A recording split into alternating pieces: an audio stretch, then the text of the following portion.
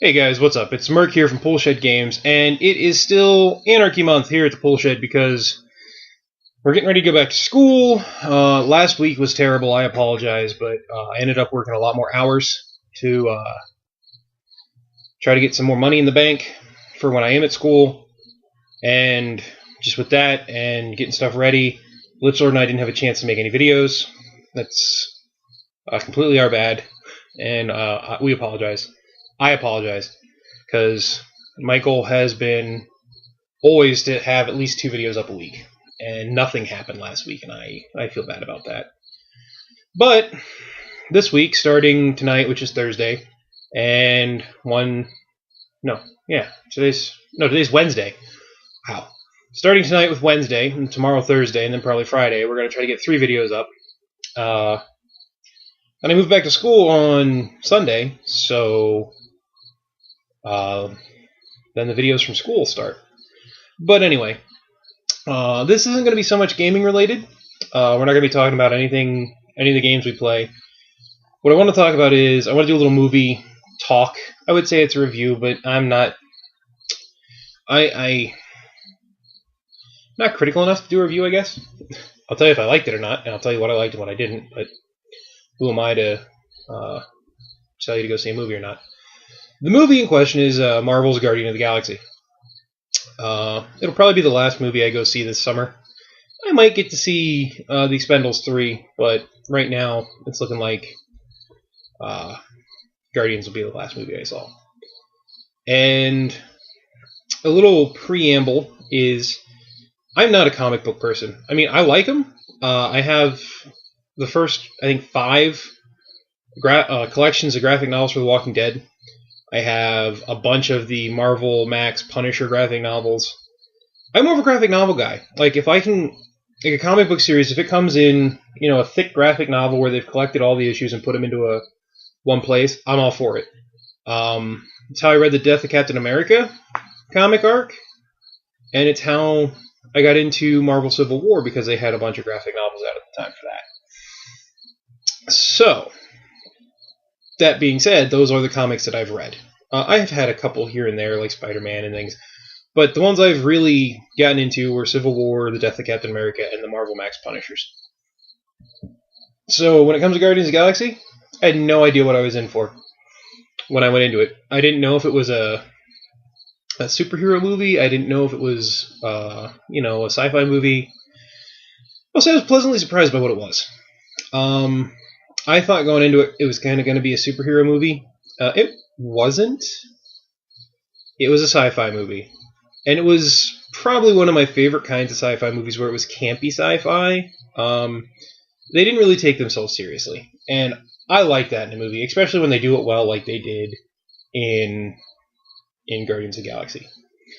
Now, just to talk about the effects were amazing. I mean, there's a lot of beautiful stuff, from the ships to alien design and those kind of things.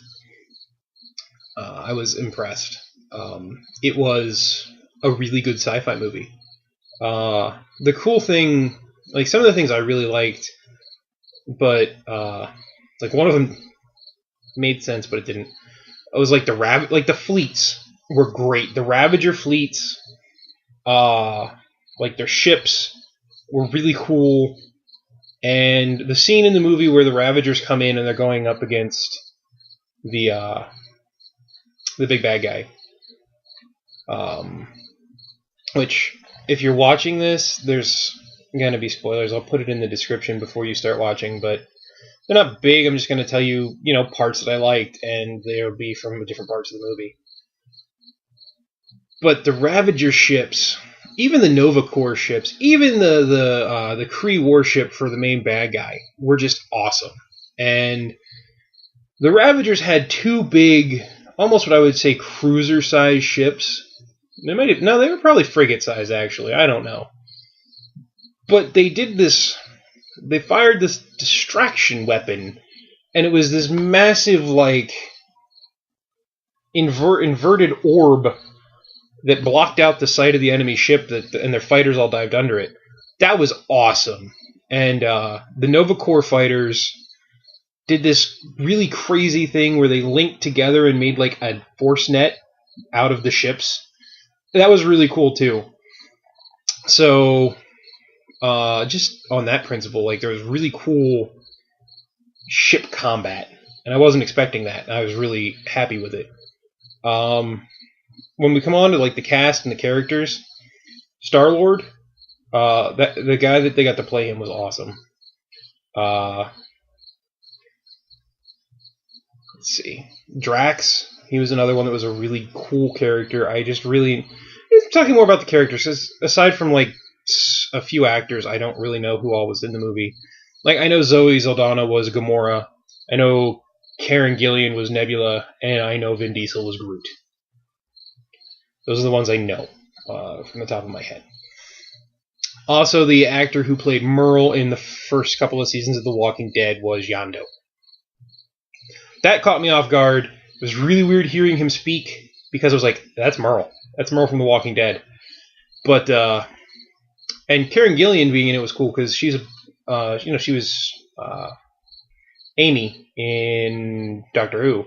Being a big Doctor Who fan, it's kind of funny to see where actors from Doctor Who pop up. But the guy that played Peter Quill, Star-Lord, and that character, he was probably...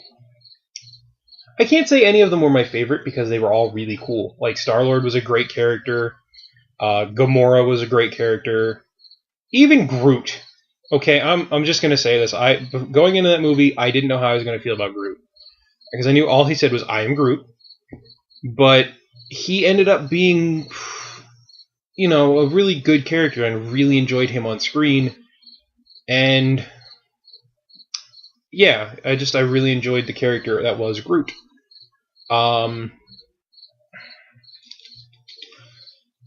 Something else that I liked about the characters is they were all flawed.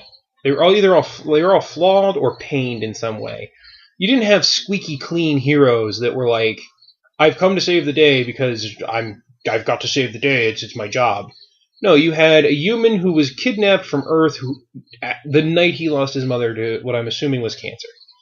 You have this female assassin alien that's been abducted and turned into a weapon against her will and now wants revenge. You have another alien, Drax, who lost his wife and daughter and wants revenge against the man who killed them. Rocket was I didn't know anything about him. And just, like, there's just scenes in the movie where you can see how dark his background is, where, he says, I didn't ask to be built, I didn't ask to be torn apart and put back together time and time again. And it just feel like, wow, and Groot is probably the only one that you don't really get to feel if his background's dark and kind of sad or not, but I assume he must be one of a few of his species, so even that in itself is, sad. And the bad guy. It was so nice having a bad guy that was just a bad guy. It wasn't like, oh, well, I'm kind of bad, but I'm kind of not bad, and I kind of want to... No, it was a bad guy. It was clear to tell that he was a bad guy, and it's refreshing once in a while to not have that ambiguity between who's the bad guy and who's not. I did like the Nova Corps, who I guess are, supposedly the good guys, or at least the friendly faction. They weren't overly trustworthy, because they still wanted to put the main characters in jail, and they hampered them and didn't trust them a little bit. So that was cool. I liked that politic aspect of it. And there's just... Overall, I give this movie a thumbs up. I really enjoyed it, and I would go see it again, and probably a fourth time, just for good measure. There's really nothing about the movie I didn't like, and that's rare. It's been a long time, since Pacific Rim, really. Since I went to a movie, I sat down, and I was like, I enjoyed this movie from beginning to end. And even in Pac Rim, there was the fact that I wish there would have been more Jaeger involvement. But we're not talking Pac Rim. I'm going to end this little chat about Guardians of the Galaxy with probably, just the funny scenes. I mean, just some of the scenes where you chuckled because they were that funny. And probably the best was the dance-off. I'm not going to go into too many details about why there's a dance-off, but the banter back and forth between the main character and the main bad guy during it is just priceless. It is hilarious. I mean, when you have a bad guy look at the main hero and go, "What are you doing?" and the main hero goes, "Dance off, bro." that's to me that's perfect. It really was. It was hilarious.